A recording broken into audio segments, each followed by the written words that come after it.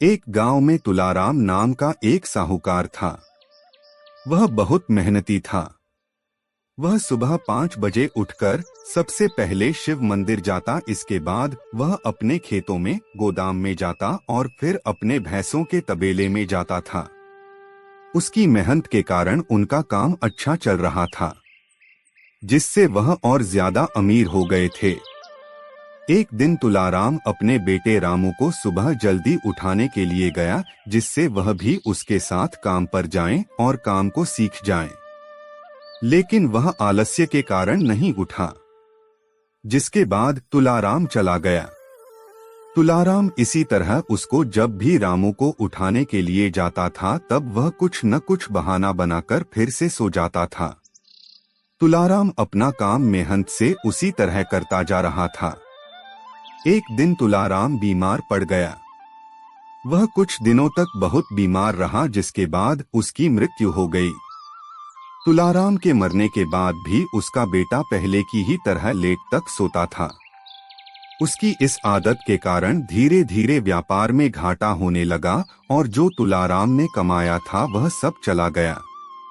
यह सब देखकर तुलाराम की बीवी ने रामू को बुलाया और कहा कि हमारे व्यापार में बहुत घाटा हो रहा है, इसको सही करने के लिए तुम कुछ करो। रामू अपनी माँ से बोला, मुझे व्यापार नहीं आता, इसमें मैं क्या कर सकता हूँ।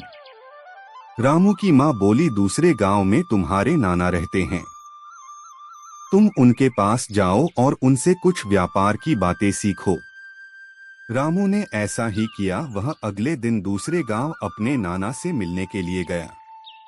उसने नाना से व्यापार में घाटे की बात बताई।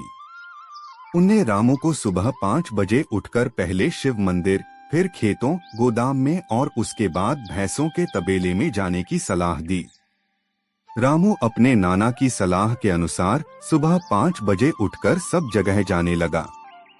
उसके कुछ दिन ऐसा करने पर उनके व्यापार में काम करने वाले सभी व्यक्ति सोचने लगे कि मालिक अब रोज आते हैं, जिससे उन्होंने घोटाला करना बंद कर दिया।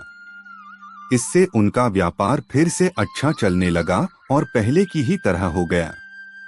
यह देखकर रामू की माँ बहुत खुश हुई और उसने रामू को अपने नाना को धन्यवाद बोलने को भेजा, जिनकी वजह से यह सब हुआ था।